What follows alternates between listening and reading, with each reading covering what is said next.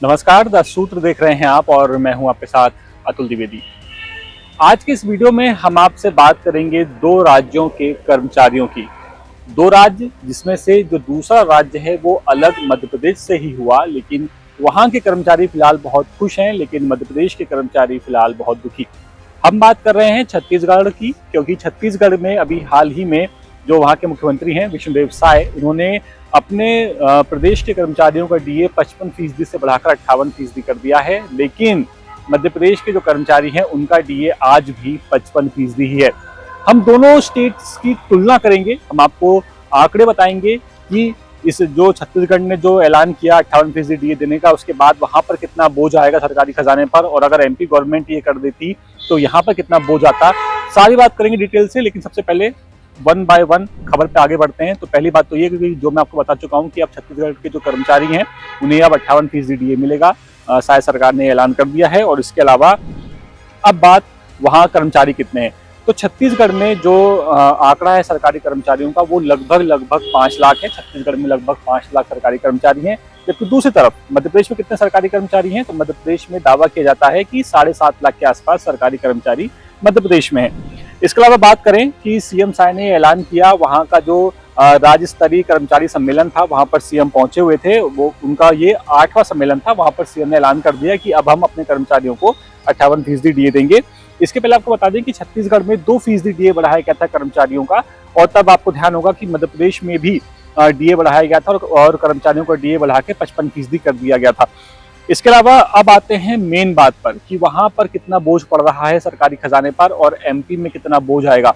तो दावा किया जा रहा है कि छत्तीसगढ़ में अब जो डीए बढ़ गया है कर्मचारियों का 3%, इसको बढ़ाए जाने के बाद सरकारी खजाने पर 540 करोड़ रुपए का खर्च आएगा।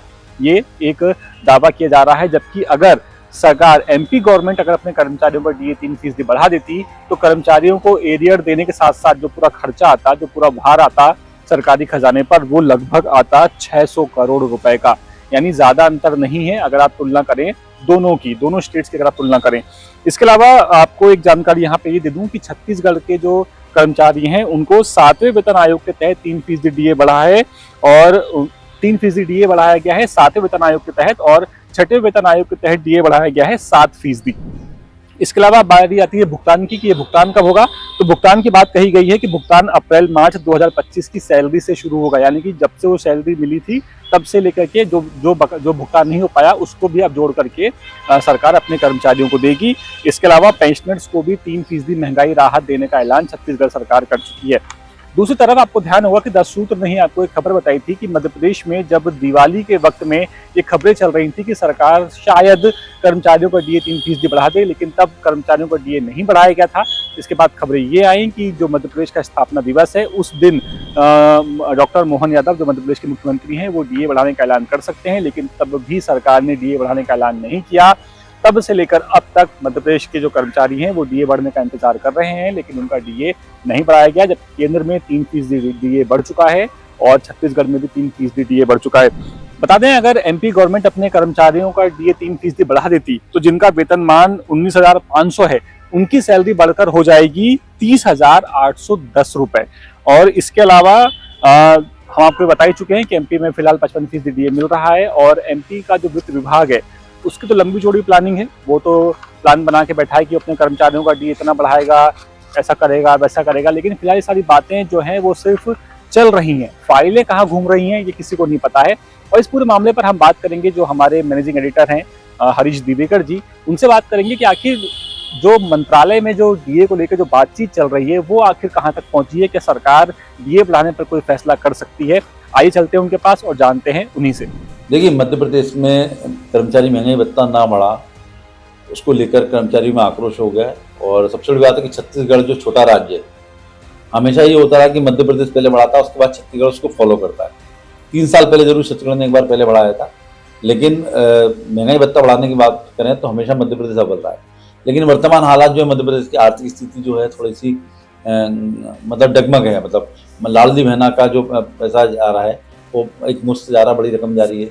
बिजली की जो सब्सिडी आ रही, बड़ी रकम जा रही है। तो अभी फाइनेंस मैनेजमेंट चल रहा है, बजट आने वाला है। तो ऐसे में पिछली बार जुलाई में 53 से 55 2% बढ़ाया था, जनवरी में 50 से 53 किया था। और अभी उम्मीद की जा रही थी कि 58 करेंगे केंद्र के ज़माने में। और अभी तक मैं आपको बता दूं कि मध्य प्रदेश में कोई फाइल नहीं चली है, कोई चर्चा नहीं हो, डिस्कशन नहीं हुआ है। और छत्तीसगढ़ का इसमें खबर आ गई, छत्तीसगढ़ ने पैसा बढ़ा दिया है, महंगाई भत्ता। ये होता है उपभोक्ता मूल्य सूचकांक होता है, CPI बोलते हैं उसको, कंज्यूमर प्राइसिंग इंडेक्स। ये निकलता है जो रोज़मर्रा के खर्चे जो होते हैं बढ़ते हैं एक उपभोक्ता के होते हैं, उसके हिसाब से निकाला जाता है, उसके हिसाब से महंगाई भत्ता बढ़ाता है। और केंद्र सरकार जो अपना केंद्र सरकार का डेटा जो होता है केंद्र सरकार उसके निकालती है, उसके हिसाब से फिर राज्य उस हिसाब से निकाल के फिर अपना बढ़ाता है। तो लगभग समान ही माना जाता है। ये पहली बार हो रहा है कि जब छत्तीसगढ़ ने जल्दबाजी कर दी, और जल्दबाजी नहीं कहें, मतलब पहले बढ़ा दिया और मध्य प्रदेश चूक गया। और मध्य प्रदेश में इसको लेकर अभी कर्मचारी विरोध है, और शायद लग रहा है कि विरोध को देखते हुए CM मुख्यमंत्री मोहन यादव जल्दी कोई घोषणा करेंगे, उसके बाद फाइल चलेगी। अभी तो कोई फाइल मध्य प्रदेश में बनती दिखती है, क्योंकि सीधा 600 से 700 करोड़ के लगभग खर्चा जो अतिरिक्त खर्चा जो मध्य प्रदेश के खजाने में पड़ेगा। तो फिलहाल इस वीडियो में इतना ही। आपको वीडियो कैसा लगा आप हमें कमेंट करके जरूर बताइए, और आपके सुझावों का हमें बेसब्री से इंतजार रहता है। वीडियो पसंद आया हो तो 10 सूत्र को सब्सक्राइब जरूर कर लीजिए, ताकि कर्मचारियों से जुड़ी हुई ऐसी ही तमाम डिटेल खबरें आपको वक्त पर मिलती रहें। फिलहाल मुझे दीजिए इजाजत। कैमरा पर्सन सईद खान के साथ मैं अतुल द्विवेदी, 10 सूत्र, भोपाल। लेटेस्ट, इन्वेस्टिगेटिव और इन डेप्थ खबरें देखने के लिए ज्वाइन कीजिए द सूत्र का व्हाट्सएप चैनल, सब्सक्राइब कीजिए यूट्यूब चैनल, लाइक कीजिए फेसबुक पेज और पढ़ते रहिए www.daसूत्र.com।